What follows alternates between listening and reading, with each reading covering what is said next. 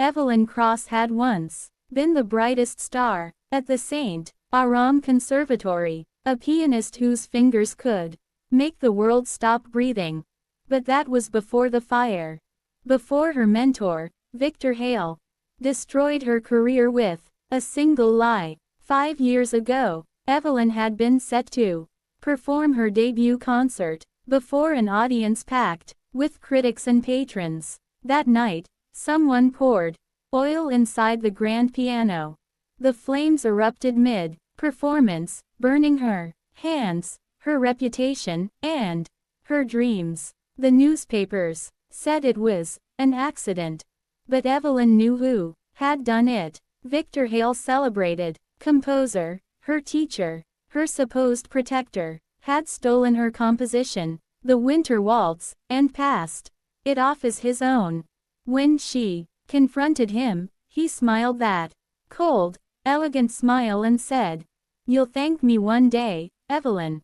You don't have the discipline to be remembered." She disappeared after that night. The world forgot her, but Evelyn Cross had not forgotten Victor Hale. 5 years later, Victor stood in the same concert hall, now older, prouder, and about to unveil his masterpiece collection, a symphony that would immortalize him. The banners outside bore his name in golden letters. Inside, chandeliers glittered, and in the back row sat a woman in black gloves, her face half hidden beneath a wide hat. Evelyn. She had spent years healing both her hands and her fury. The scars had faded, but her purpose had not. In the shadows of small European cafes, she had performed under fake names, relearning every note she'd once lost. And tonight, she would finish the composition Victor stole, but in her own way. When the concert began, Victor took the stage, the crowd erupting in applause. He soaked it in like the egotist he always was, waving dramatically.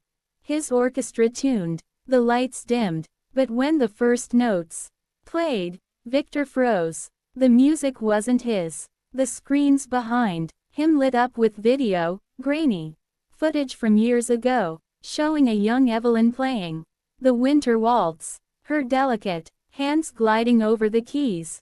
The original melody unmistakable. Then came the newspaper headlines from that night, flashing one by one. Piano explosion at concert, promising pianist's career ends in tragedy. The audience gasped, and in the front row, Evelyn removed her hat. Her eyes met Victor's. Calm, controlled, dangerous. Victor stammered, "Turn it off. Who did this?" But no one moved. The orchestra had stopped. The world had stopped. Then Evelyn rose and walked to the stage. Her heels echoed against the marble floor. When she reached the piano, she slowly removed her gloves. The audience saw the faint burn scars along her fingers, ghostly reminders of her past. "Good evening, maestro," she said softly, her voice carrying across the hall. "May I play the piece you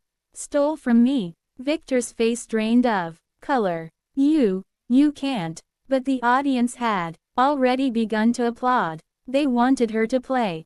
Evelyn sat down at the grand piano. It wasn't hers, but the keys still recognized her touch. She began with the same haunting melody, the one that had once made her famous. But this time, it was different. Sharper, darker, more alive. Every note was vengeance. Victor stumbled backward, sweat beading on his forehead. With each crescendo, he seemed to shrink, as though the music itself condemned him. The final chord rang like a judgment, echoing through the hall, until silence reclaimed the air. The crowd erupted. People stood, shouting Evelyn's name, chanting it, as if resurrecting a legend. Reporters rushed forward, cue cameras flashing, and Victor Hale. He slipped quietly out of the back door, pale as a ghost, the echoes of her performance following him like a curse. 2 weeks later, Victor's death made headlines. Renowned composer found dead in his study. The official cause, heart failure. But rumors whispered something stranger, that a piano in his house had started playing by itself that night. The same melody Evelyn performed. Evelyn never confirmed or denied it. She simply smiled when asked. Months later, she returned to the stage for her official comeback concert. This time, her poster bore her true name, Evelyn Cross, the Fire Reborn. Before stepping into the spotlight, she placed a single red rose on the piano lid, the same kind Victor once gave her when he first called her his prodigy. Then she whispered, almost tenderly, "This time, maestro, the applause is mine." And as the lights rose, and the first note rang out, Evelyn Cross smiled, not the smile of a victim, but of a woman who had turned her pain into power, her silence into music, and her revenge into art.